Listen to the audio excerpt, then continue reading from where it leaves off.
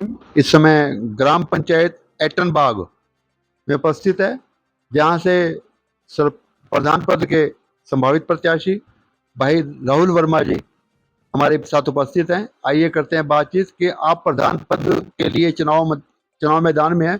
किन उद्देश्यों को लेकर, किन मंशा को लेकर आप प्रधान पद के लिए चुनाव लड़ रहे हैं? जी। देखिए जी, सबसे पहले मैं आपके चैनल का धन्यवाद देना चाहता हूँ कि आप खोज करते-करते मेरे तक पहुँचे, मेरे घर तक पहुँचे, आपका आभार है।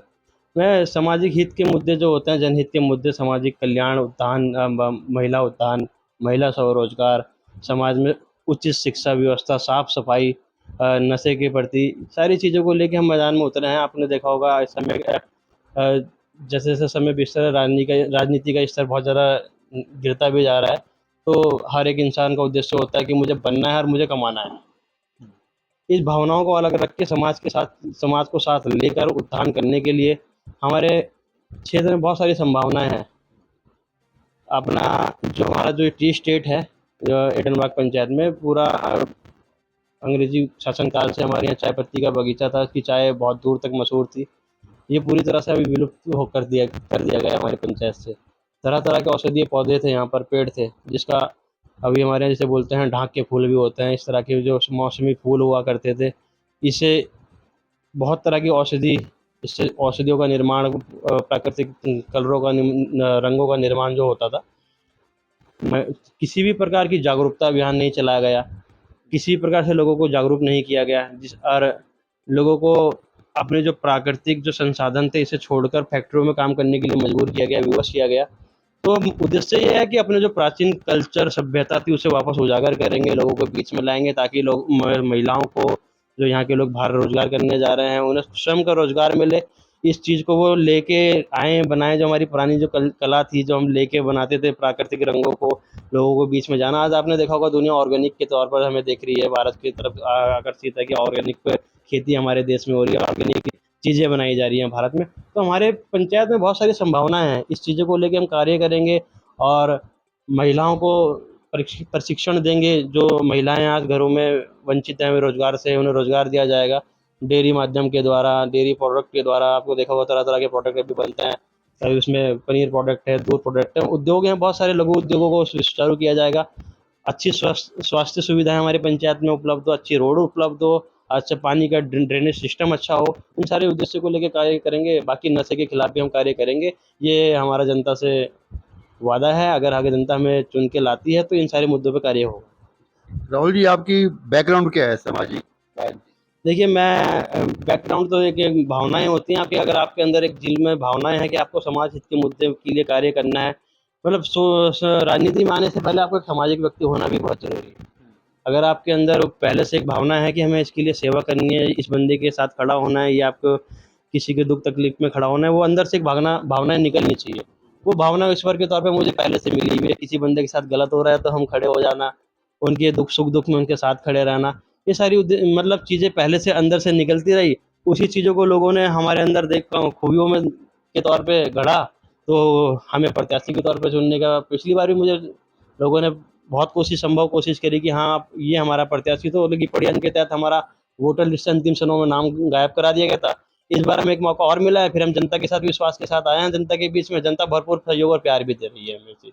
बढ़ती लोकप्रियता के कारण आप पहले भी किसी षड्यंत्र का शिकार हुए हैं सर? जी, जी, बिल्कुल। षड्यंत्र तो देखो आपको पता ही है, षड्यंत्र होता ही उसके लिए है जिसका कोई नाम और वजूद होता है। अगर नाम और वजूद ना होता तो षड्यंत्र भी ना होता। अब होता है क्या कि कभी-कभी षड्यंत्रकारी षड्यंत्र में सफल हो जाता है, उसके कारण क्या होता है, गलत पंचायत में गलत व्यक्ति चुन के आ जाता है। तो इस बार पिछली गलतियों से हमने सीख लेकर इस बार आगे पूरी मजबूती के साथ अपना पक्ष रखेंगे और पर्चा भी भरेंगे, दाखिल करेंगे। देखते हैं इस बार होता क्या है, जो जनता का प्यार और आशीर्वाद मिलेगा तो आगे चल के उस षड्यंत्रकारी का भी पर्दाफाश करेंगे। राहुल जी, आप यहाँ के मतदाता आपको अपना परिवार, अपना बेटा, अपना भाई मानते हैं। किस प्रकार उनसे वोट की अपील करेंगे सर? देखिए, मैं आपको एक छोटी-सी चीज़ बताता हूँ। मैं बचपन से मैं एक्चुअली मैं माता-पिता के साथ नहीं रहा। मैं अपने नानी या नाना के घर पे यहाँ रहा, तो मुझे सब लोग सभी समाज के सभी लोगों ने बच्चे के तौर पर, एक अपने नाते के तौर पर गोद में उठाया, खिलाया। मैं इन्हीं के गोद में बड़ा हुआ और इन्हीं के साथ, इनके बीच में मेरे साथ हमेशा से शुरू से एक बच्चे की ही तरह मुझे पंचायत से प्यार मिला। साथ ही साथ जो मेरे युवा साथी हैं, जो मेरे साथ रहे, उनका भी मुझे भरपूर सहयोग मिलता है। छोटा भाई, बड़ा भाई, हर समय मेरे साथ लोग जुड़े रहते हैं, चलते रहते हैं, बड़ी खुशी मिलती है और बड़ा सम्मान मिलता है पंचायत के अंदर। क्या अपील करना चाहोगे आप? अपील है कि अब 24 तारीख को मतदान है, आप हम अभी हमने नामांकन दाखिल नहीं किया, अब दाखिल करेंगे और उसके बाद हमारा चुनाव चिन्ह सिंबल आएगा, तो मैं अपनी धर्मपत्नी के नाम से अपने पत्नी को मैदान में उतार रहा हूँ, उनका पर्चा दाखिल होगा। सभी मेरे जो सम्मानित मतदाता हैं, जो मेरे युवा साथी हैं, मेरे बुजुर्ग हैं, मेरे सारा जो परिवार है, सभी निकलें और पिछले षड्यंत्र को देखते हुए, पूरे षड्यंत्रकारी को देखते हुए, 5 साल के शासन को देखते हुए भरपूर मतदान करें और हमें विजय बनाएं, ये आशा करता हूँ पूरी पंचायत। नाम क्या है? आप, मेरी धर्मपत्नी का नाम है नेहा। कितनी हाँ पढ़ी जी। हुई है?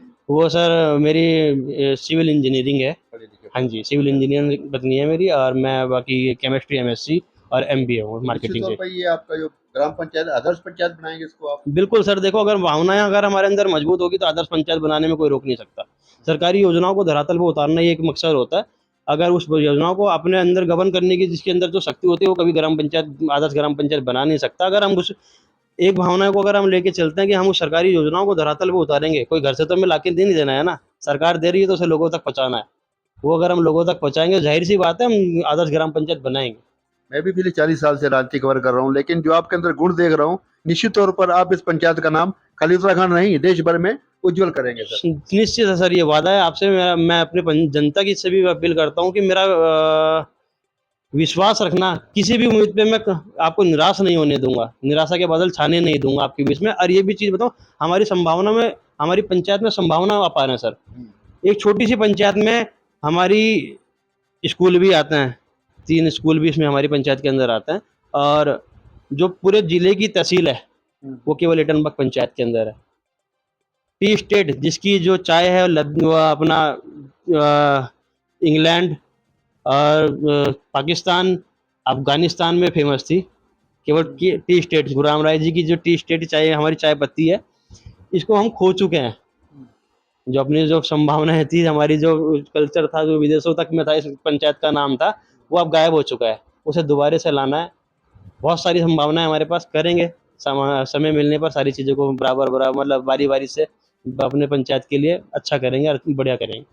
तो लोग आपको वोट भी आशीर्वाद दे रहे हैं? वो तो सर देखो, आपने ही अपना हमारा रुझान बताया है।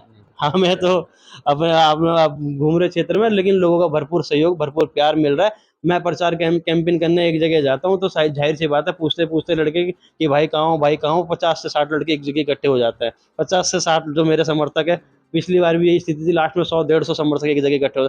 प्रत्याशियों को, लोगों को घर में जा जाके इकट्ठा करना पड़ता है। हम जहाँ होते हैं वहीं पंचायत अपने हमारे समर्थक इकट्ठा हो जाते हैं। तो इससे ज़्यादा साथी मजबूत हैं आपके सारे? बहुत अटूट, मतलब प्यार और विश्वास बहुत ज़्यादा है, बहुत ज़्यादा, मतलब स्ट्रॉन्ग खड़े हैं हमारे साथ पूरी तरह से। बहुत बहुत शुक्रिया। धन्यवाद आपका बहुत बहुत।